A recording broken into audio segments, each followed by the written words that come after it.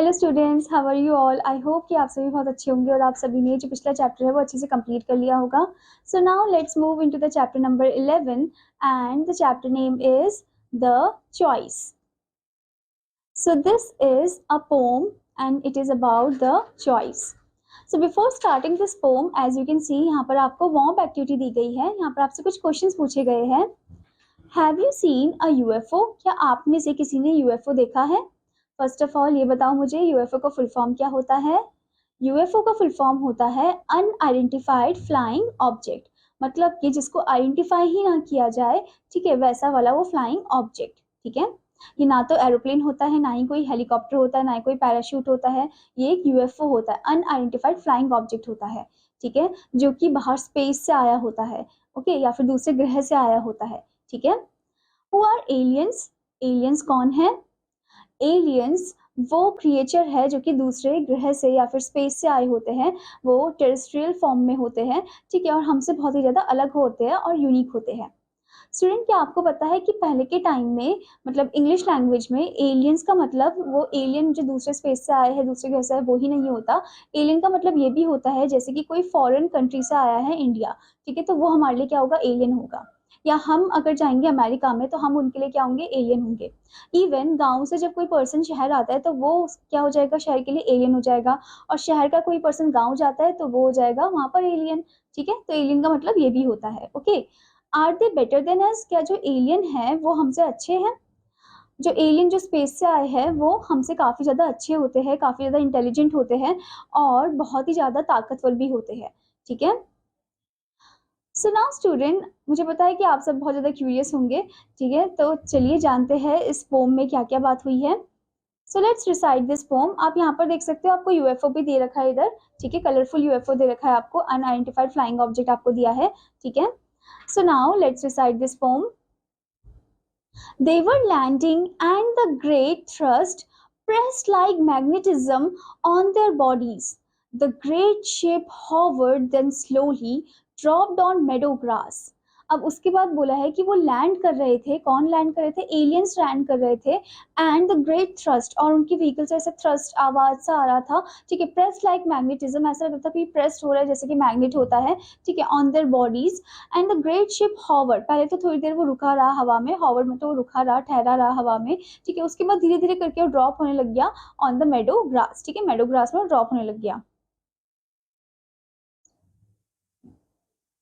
Starglin, the captain, stared at the green landscape between two hills, a deserted city, crumbling and overgrown patent. अब यहाँ पर जो स्टार्गलिन है, स्टार्गलिन कौन है? एलियन कैप्टन है, ठीक है, उस यूएफओ का। वो एकदम से देखता है कहाँ पर? ग्रीन लैंडस्केप की तरफ वो घूरता है, स्टेयर करता है। वो कहाँ पर है लैंडस्केप? वो बिटवीन टू हिल्स है, ठीक है, and a deserted city, between two hills a deserted city, मतलब दो हिल्स के बीच में और एक डेजर्टेड सिटी भी है, ठीक है। क्रम्बलिंग एंड ओवरग्रोन पैटर्न, बहुत ज्यादा क्रम्बलिंग है, खराब हो रखा है वो सिटी, ठीक है, ओवरग्रोन हो रखी है और पैटर्न सा बन रखा है उसमें कुछ, okay. The scanning screen, the dials on a blue screen indicated no human life present. अब स्कैनिंग स्क्रीन जो है वो पूरा स्कैन कर रहा है उस प्लेस को, जो डायल्स है ब्लू स्क्रीन में वो इंडिकेट कर रहे हैं कि यहाँ पर कोई भी ह्यूमन लाइफ प्रेजेंट नहीं है, कोई भी ह्यूमन बीइंग नहीं है यहाँ पर, ठीक है। Sunken, the celestial geologist, smile over his captain shoulder. अब एकदम से संकन जो है, संकन कौन है? दूसरा एलियन है जो कि एक सेलेस्टियल जियोलॉजिस्ट है, ठीक है, वो एकदम से स्माइल करता है over that captain shoulder. Okay, you were right, said Starglin. They must have been very aggressive people. What was your main source of information? अब यहाँ पर वो बोलते हैं, स्टार्गलिन बोलता है कि तुम सही थे, ये जो ह्यूमन बींग थे ये काफी ज्यादा एग्रेसिव पीपल थे, देखो उन्होंने क्या हाल कर दिया प्लैनेट अर्थ का, ठीक है। What was your main source of information? तुम्हारा मेन सोर्स ऑफ इन्फॉर्मेशन क्या है? वो पूछते हैं संकन से। The great meteoroid which broke from Earth in 2048 AD, we took it to Station Z and examined it. It told us everything. अब यहाँ पर बोलता है कि जो ग्रेट मिट्रियोर था वो एकदम से अर्थ को हिट करता है, ठीक है, और कब अर्थ को वो हिट करता है? कौन से ईयर में? 2048 एडी में, okay. We took it to station जी, हम इसको ले गए थे, मिट्रियोर को लेकर गए थे स्टेशन जी में, ठीक है, और हमने वहां पर एग्जामिन किया बहुत अच्छे से, तो उस मिट्रियोट के टुकड़े ने हमें बहुत कुछ बता दिया, ठीक है। यहाँ पर वो बोलते हैं, व्हाट asked Darjeeling. अब यहाँ पर Darjeeling पूछते हैं क्या? They were allowed to choose between good and evil. Fools muttered Darjeeling. मतलब इन ह्यूमन बीइंग के पास चॉइस था, वो गुड और इविल में से किसी भी एक को चूज कर सकते थे, गुड को चूज कर सकते थे। पर यहाँ पर ये तो ह्यूमन बीइंग क्या निकले, बेवकूफ निकले, फूल निकले, बुद्धू निकले कि इन्होंने इविल को ही चूज किया। यानी कि उनको इतनी अच्छी नॉलेज थी, इतना अच्छे से पता था कि हाँ उन्हें प्लैनेट अर्थ को बहुत अच्छे से रखना है, बहुत अच्छे से संभाल के रखना है, ग्रीनरी फैलानी है उनको, ठीक है। पर देखो कितने बुद्धू है, कितने बेवकूफ है कि इन्होंने तब भी इविल को ही चुना और अपनी लाइफ को अपने हाथ से ही डिस्ट्रॉय कर दिया, ठीक है।